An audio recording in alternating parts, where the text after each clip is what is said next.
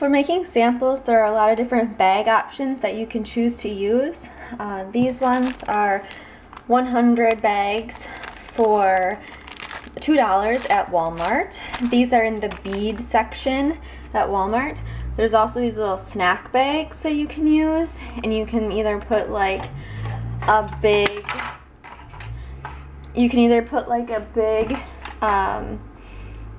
piece of paper in here that has all your information on it, your business card and whatnot, and then just put 1 scent sample in here. Or if you wanted to, you could essentially make it 2 scent samples and fold it in half and maybe like attach it to a business card like this, or somehow keep it separate and, like, I don't know, do a staple here or something. So there are a lot of different options for that. There's also these bags that I found from the dollar store for $1, obviously. And then they have these little twist ties on the back. So you can use these as well. You can fit as many samples as you want in there, but you also have to keep in mind that you don't really want the fragrances to mix too. And if you are gonna do scent samples, remember that this is wax, and if you leave it in your car, you leave it in a warm place, it will melt and they'll get like deformed looking. So just be aware of that. Be really, really careful with all of your stuff because it does melt. So keep that in mind. Alright guys, I'm just going to tell you a little bit about making scent samples and what I have discovered. So, the first time I made them, I put them in this little tray here, and to be completely honest with you, I'm not a fan of this tray. If you overfill it, it will pour off of the sides. Yes, this little ledge is supposed to like catch them, but I don't care for it. Also, if you do 2 different scents in the same tray, they are going to combine, and so that totally defeats the purpose. I do not like this tray at all. My own personal preference. So I bought this one from Target. Not a big fan of the bananas, not gonna lie. But one thing that I found out about this one is that they break really easily. Even this really thick one, so you can see the colors, the scents went together there. Well, I can easily break off a piece. So these are not practical. If someone's gonna throw this into their purse or whatever, it's just not, it's not practical. I'm not a fan. So with that, this one doesn't really have very many pieces that you can break off. It's more of like a chunk. I'd even like maybe a star or something. That's what I was really looking for at Target, but I did not find it. This is the only one I found.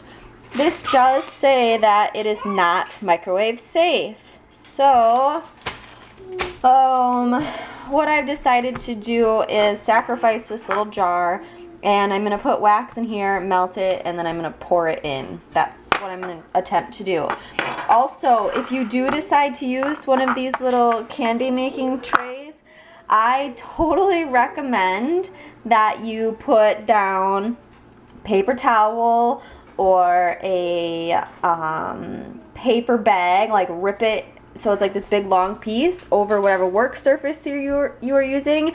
My microwave is right here. Oh my gosh, when I was making my first batch of samples, I spilled wax all over the stove, and because it was just, I overfilled these things, I didn't know how much to put in to make a good sample, and they were just spilling over.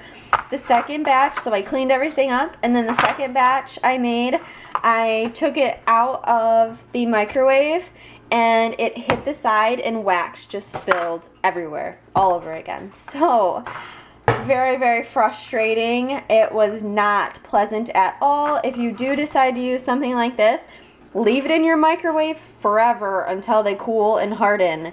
It takes a really long time for them to harden when they're left in there, but I would not recommend leaving them because, I don't know, I do not like them. I do not like this one.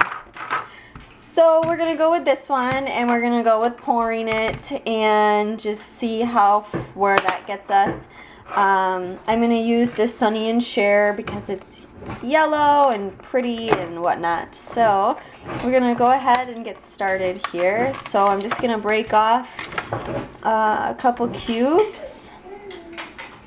And maybe I'll just I've noticed that if you cut them up, it will melt faster. So use a paper plate and cut them. And then we're gonna put them right into our little dish here. So far, I'm already liking this better. Very little mess, very little things to worry about. And now I have my glass jar in the microwave, and I set it on 4 minutes. I hope that's long enough. We'll see. But the smaller you cut it, the better it's going to melt. But we're on a limited time frame, so we're just gonna see how this goes. Okay, 4 minutes was way long enough. I would say like 2.5, because I still have like 1.5 minutes left on here. So do not touch this with your bare hands. That would be very painful. And then we're going to pour it into here.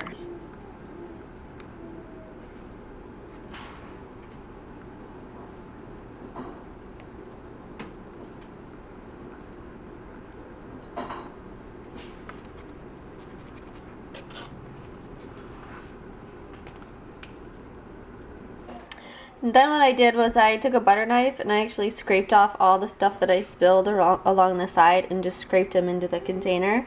And now this is going to go directly into the freezer. This container is so much nicer than dealing with this. Like, stuff spills everywhere on this thing. Oh, it's horrible. Did not like that one. So this is going to go right into the freezer just like this, and we will see what they look like when they cool. So these are what they look like after, what, 15 minutes on the freezer. And as you can see, the one that I scraped in, not so pretty. Yeah.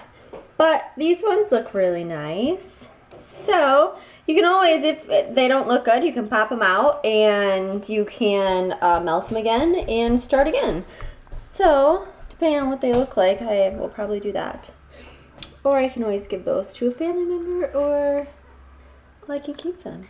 So we'll see what they look like. Okay. Look at these little samples. Look at these little bananas. They're so cute. Eileen's fingers in the way. Look at that little banana pack. That's so cute. Oh, I love how these turned out. I think I'm really going to use this from now on. Oh, this is such a better option. And they popped right out of there. It was, you know, it was a little tough, but it popped right out. And so, yes, I love it. I love it.